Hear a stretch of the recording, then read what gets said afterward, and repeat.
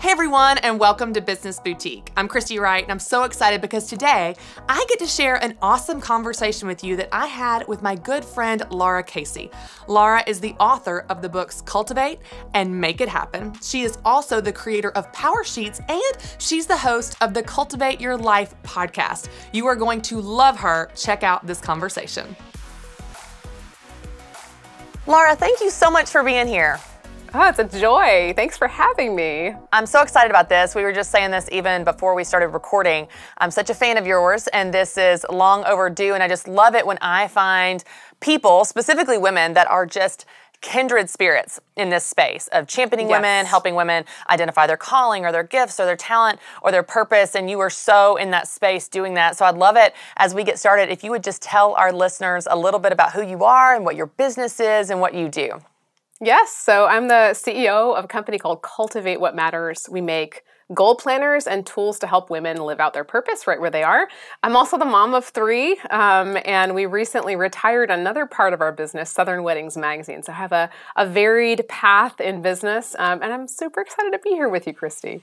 Oh, this is awesome. I love it. And I've followed you for a while and been a fan of yours. And so I'd love it if we could kind of go back to the beginning, because I love hearing people's story. I know for you, it didn't start overnight. And this is something that has really evolved over time. So let's kind of go back to the beginning of how you got into this in the first place and where you even really got the idea.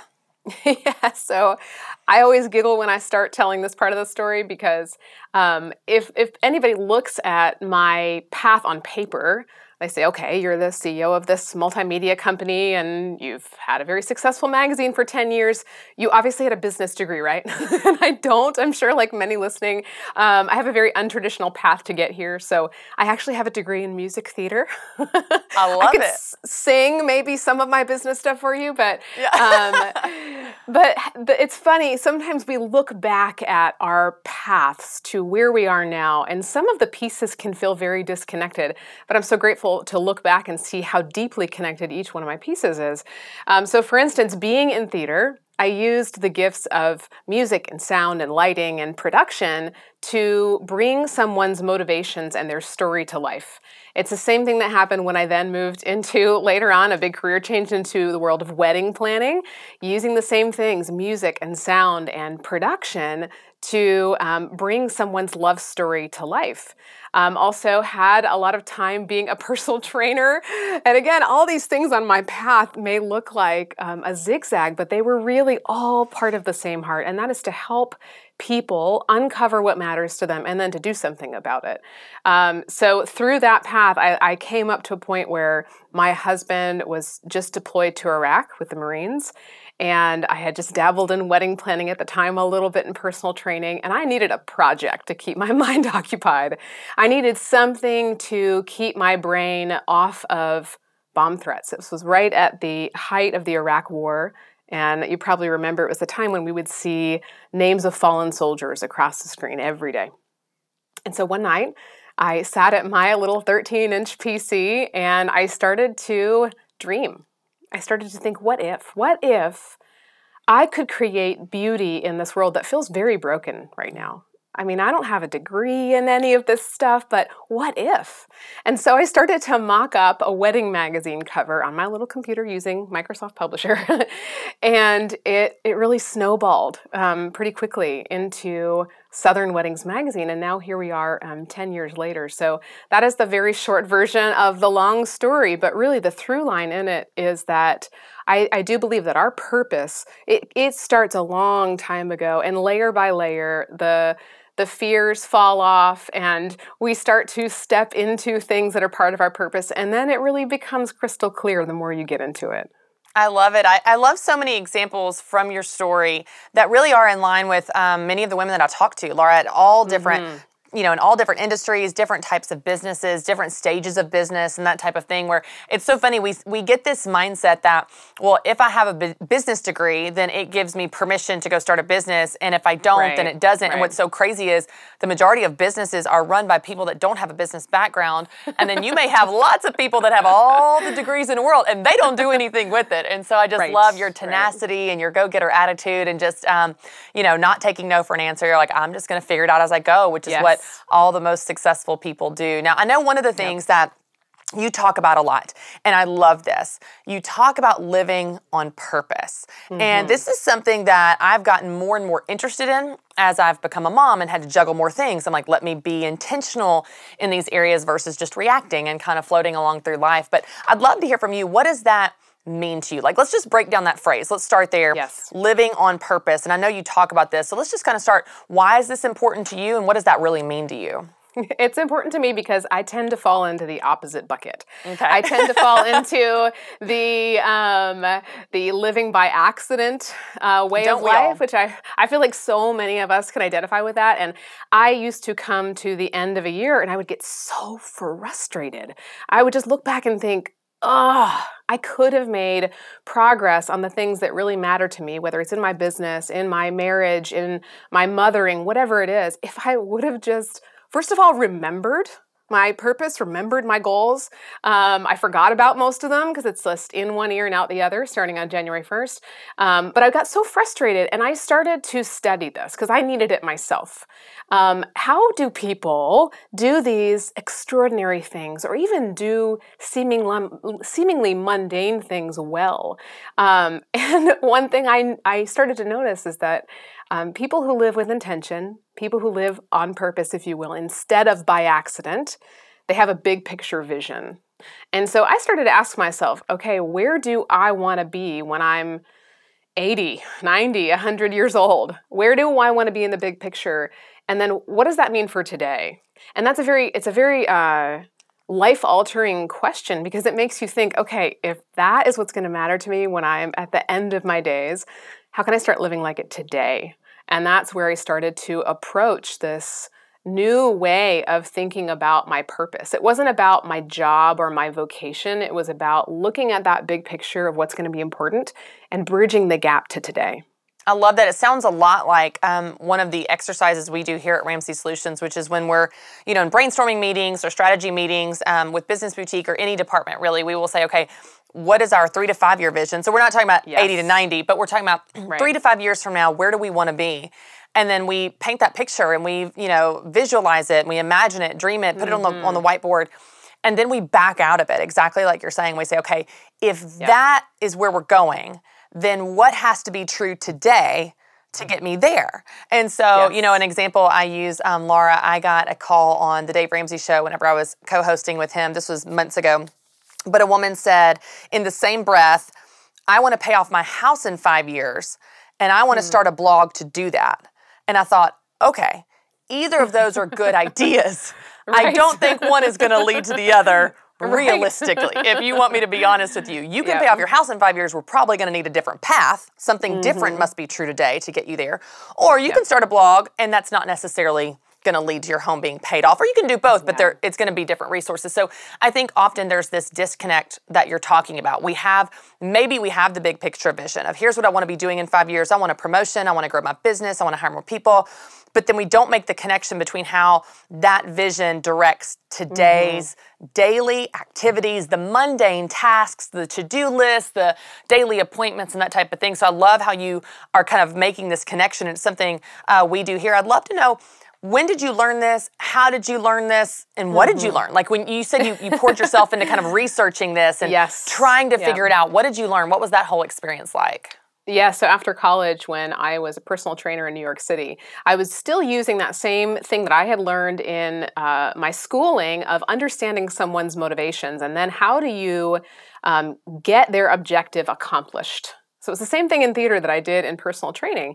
And in personal training, I had a client come to me. It was a gentleman that came to me and he said, so here's my goal. My goal is I want to lose 20 pounds because that's what I weighed in college. And in my heart of hearts, I knew that that was a very self-defeating goal. Like guilt-filled goals are not going to really get you too far for very long. But instead of just flat out telling him that, I started to ask him questions to peel back the layers of, okay, what is actually important to you in the big picture? And for me, it's really helpful to look at what's not going to be important in the big picture. Not just what do I want to add to my life in the big picture, but what do I want to stay away from? And so once we started to peel the layers back, we came up with a new goal. Instead of I want to lose 20 pounds because that's what I weighed in college, the more purpose-filled goal was I want to live a long and healthy life because I want to be able to walk my daughter down the aisle. I know, right? I have chills saying that. Yeah. That's motivating. And here's the reason why. Because we're going to fail. We're going to fail every day in the pursuit of our purpose. We're going to have missteps. All progress is imperfect progress. But if your goal, if your purpose is so clear to you, that big picture vision, then it's going to be okay when you make those missteps. You're still going to feel motivated to, say, fall down 7 times, you're going to get up 8 times. And that's what it was for him. Instead of just a number on a scale, it was, okay, I messed up today, but I still have this fire to keep going, even though I messed up. And so it becomes about progress, not perfection. And that's where these daily little steps really start to add up into a whole new life. I love that. I love that example because I work with a lot of entrepreneurs, Lara, as you know, and it's very easy for me to connect with entrepreneurs because I'm an entrepreneur and we are wired a very specific way. We are all in or all out. Like we are all or nothing. We're hot or cold. There's no in between. We're working out every day or we're eating Oreos by the sleeve on the couch doing nothing. Like this is a really hard concept for us of progress, not perfection. And I think that's such an important point. That analogy for me, that's really hard. Like that's hard to, it's easy to say, it's hard to do because when you fall short of your goal or you lost 15 pounds but not 20, or you got 15 new clients, not 30 new clients. I think that's a really hard thing to do. You know, you've been a personal trainer and you work with people all the time. How do you deal with the disappointment of not meeting the goal? It's about celebrating what you want to see more of. And that means when you're embracing this idea of progress, not perfection, you really are embracing the way all things work. So I feel like we have to retrain our brains because just like you said, somewhere along the line, we learned that it's either all or nothing. We live in these extremes, right? But if we just even take a look outside our window, like I'm a very unlikely gardener, but in my garden, my peaches don't just grow overnight. I don't just stick a seed in the ground and then expect to dump a bucket of water on it and then poof, I have a full tree full of peaches. And it's the same with the purposeful pursuit we have of our goals, our dreams, this vision that we have. There's no way it will actually grow perfectly. In fact, if I were to look back at the successes, perceived successes I've had versus the perceived failures, I have grown so much more, even on my bottom line, from the failures than I have from those successes. Wow. So I really think that part of it is retraining our brains to say, did anything that I feel like I am very good at right now, did any of that come through perfect progress? Probably not, right? There's probably at some point you had some struggle, you had a misstep here or there, and that's what led you to the growth. So I think it's just a blanket fact. All progress is imperfect progress. When you learn to embrace that, you really do learn to cultivate, and that is to prepare the soil of your life for good things to grow over time.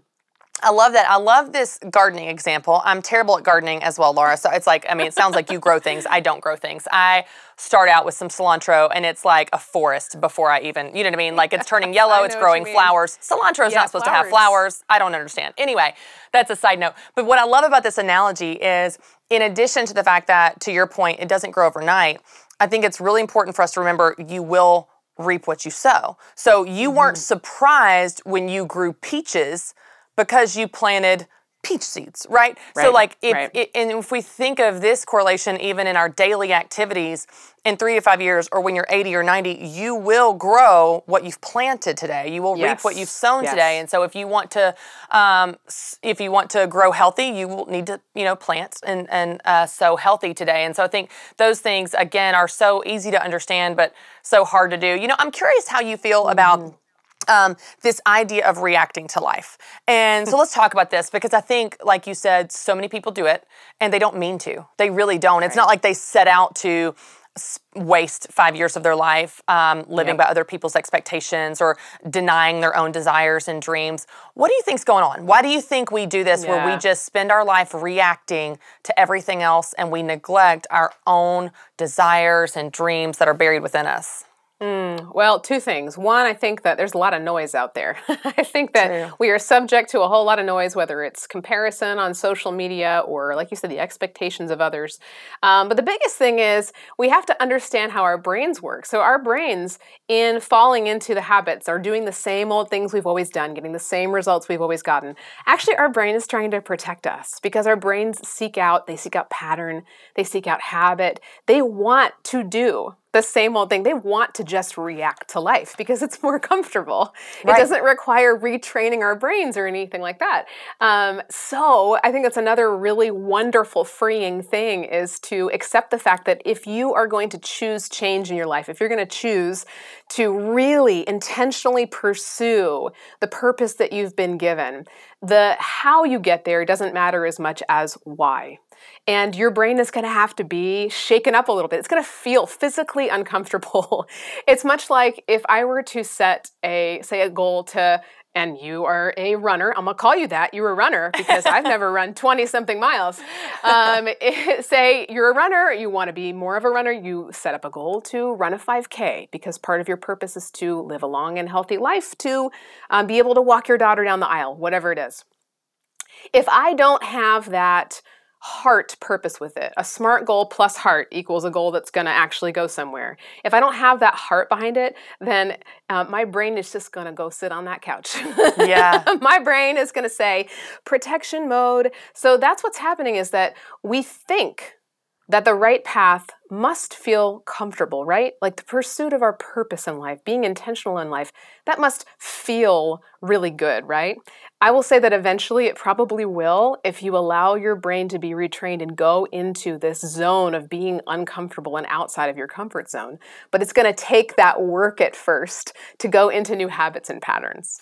I love that because it really is just completely busting the myth that it's going to be easy, it's going to feel good, you're going to feel confident, it's going to be a perfect path to success. And Smooth I love this. sailing. I love this idea because I love the way you describe heart purpose behind your goal. The way that I tell women is you need two things. You need to want it bad enough and be willing to work hard enough. If you don't want it, you're not going to do the work. And so it doesn't matter if your friend cooks meals every single night or your friend works out every day or your friend is a doctor. If you don't want those things that bad, like I don't want those things that bad, so I don't do the work. You know what I'm saying? And so I think the motivation, the why, as you're describing, is really, really important because that's going to dictate our behavior. But again, to your point, at first it will be hard. So don't be surprised by the fact that it's hard. Just go ahead and expect that it will be hard. Like, I'll give you an example, Lara. This is very timely for me. So I worked out this morning. I need to go ahead and tell you that's the first time I've worked out in the morning in months. And I am a workout person. I love to work out. It was uncomfortable. It was uncomfortable getting out of bed.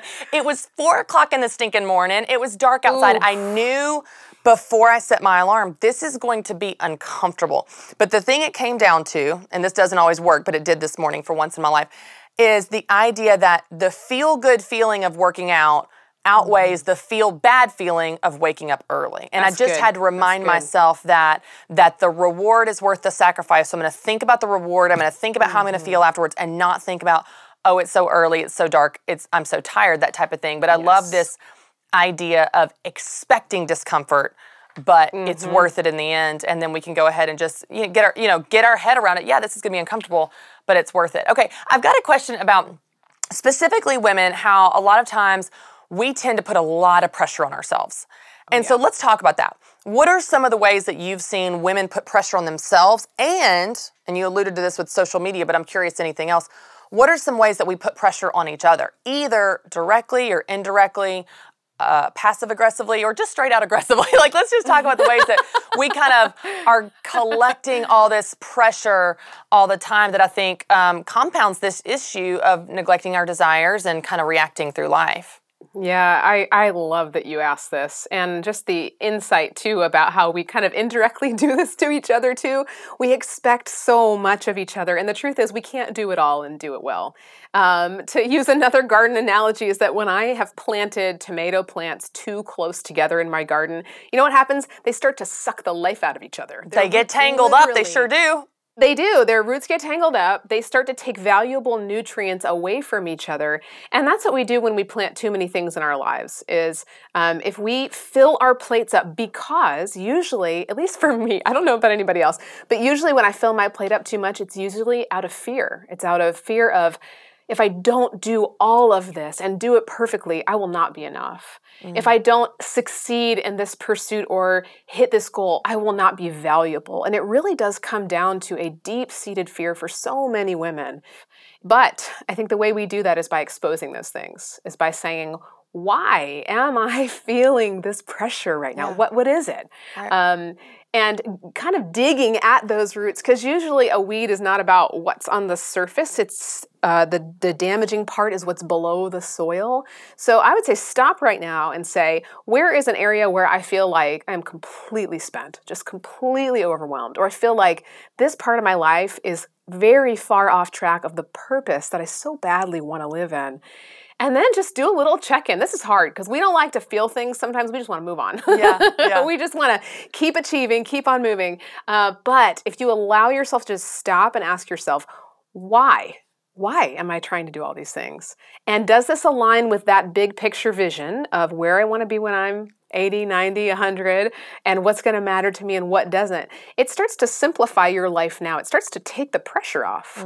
Because if what's important to me in the big picture is relationships, for instance, I hear this from thousands of women over the last 10 years, as opposed to numbers on social media, then what are the things that I have on my to-do list? How are those aiding in achieving that big picture vision? And if they're not, cross them off. Yeah, that's good. I think one of the things that really plays into this as well, certainly for women that tend to be very relational and very nurturing, and we want to, we're achievers, all these layers of our what motivates us.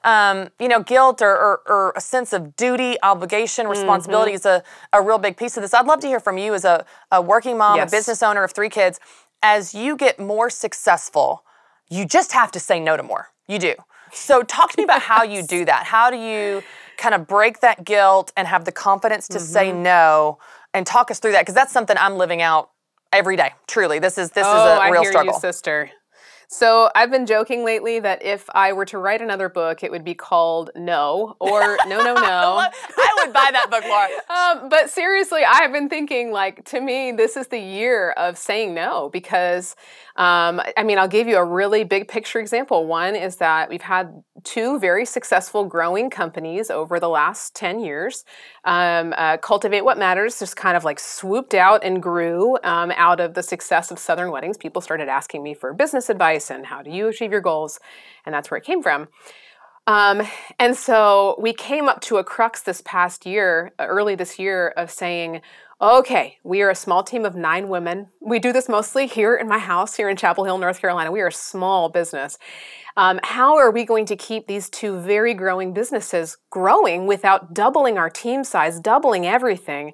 It just wasn't something I was willing to do because of my focus on my purpose, which I just started homeschooling my daughter, Grace. I'm running a team. I want to have a strong marriage. My faith is my number one important thing to me. So the thought of doubling these businesses just wasn't working. And I started to feel this restlessness. And I'm sure a lot of people feel that way. That when you get faced with, whether it's a book endorsement or a social engagement or whatever it is, and you think, man, I really don't think that this is right for me in this season, but I don't want to go through the guilt of saying no. I don't want to disappoint people. You can imagine we struggled heavily with this with these businesses and ultimately made the decision to retire Southern Weddings.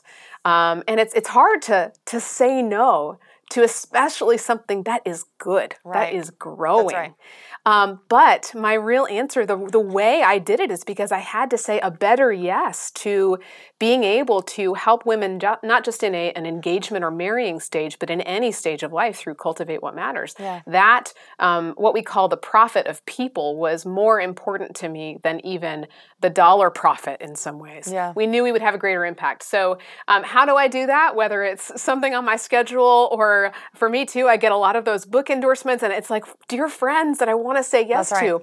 Sometimes the most freeing thing you can do, not just for you to say no, but even for the other person, is to say no and give the real reason why. That's right. Yes. Because I think if we see other women do that, we say, oh, you know what? That wasn't so bad. I can do this. I can say no.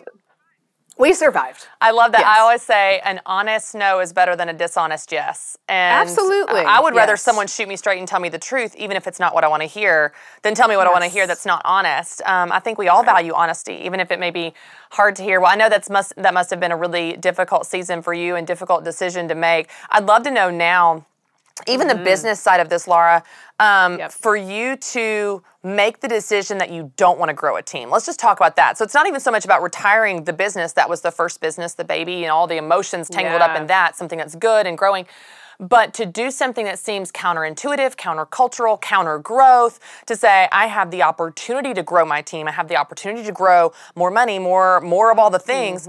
What was that like? Because, and let me tell you really quickly why I'm asking. So many women that I work with have a level that they want to get something to, and they want to keep it there.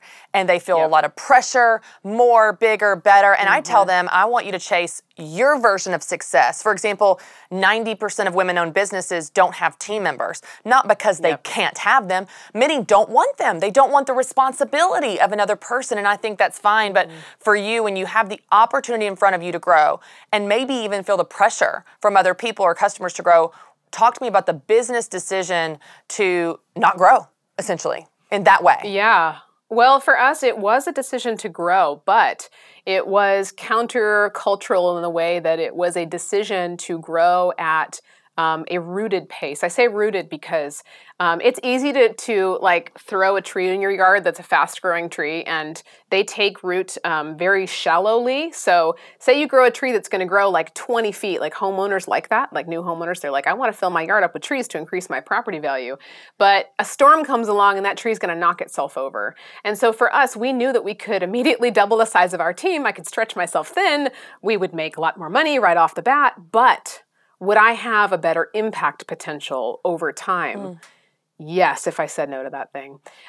So for us, it was a decision to say no to one thing so that we could grow slowly over time, but also it was an answered prayer is what it was. It was saying, okay, I believe through so much prayer and like counsel, and I got so much business counsel about this too, that we completed the work we were given to do with Southern Weddings. And I think that that's something that we don't usually think about when closing a business. A lot of people close businesses for various reasons, or maybe it's a financial reason or whatever. For us, it was, actually, I think that this is it. This is what we were supposed to do. And so that's very freeing to know that it's okay to let go of one dream in favor of opening up a door to a whole nother world of dreams that you don't even know anything about yet. But sometimes it takes closing that one door before the other door can even present itself. I like that. I like that example. Even in Scripture, it talks about seasons. And I struggle with seasons, Lara, because I just want everything to be forever. Like, you know what I mean? Like, everything I feel like it needs to be forever, and everything can't be forever. So I love that you have the wisdom and discernment to even know this is the season. We did what we were supposed to do, and this is this new season. You know, as the Bible says, see, I'm doing a new thing. So I love that. And Lara, you have a lot of gardening and a lot of planting examples. I have a lot about gardening today. You've got a lot of gardening. So we've got, you know what though? I believe you could become a gardener too. If I can, I've killed so many plants in my life. We'll talk about that another time. You can teach me your ways. Lara, I have like 5 questions I didn't even get to. I just so enjoy talking to you. You are just a wealth of knowledge, and I love your story. I love your heart. I love your passion for women, and I just love getting to see you shine in this space. I'd love it as we wrap up if you would let our viewers and listeners know how they can connect with you and see all the things that you're working on and learn more. Well, thank you so much, Christy. I have to thank you for the work that you do. You are helping women to live their purpose, and I'm just very grateful. You can find more out about Cultivate What Matters at cultivatewhatmatters.com. You can find me on social media at Lara Casey. Awesome. Well, Lara, you are just a light in this space. Thanks so much for taking some time with us today. Oh, it's a joy. Thank you. Thanks so much for watching, and don't forget to subscribe to my YouTube channel. And if you need help learning about what God says about you, from your passions to your strengths, well, I've got a free 7-day devotional. You can download that by clicking the link below.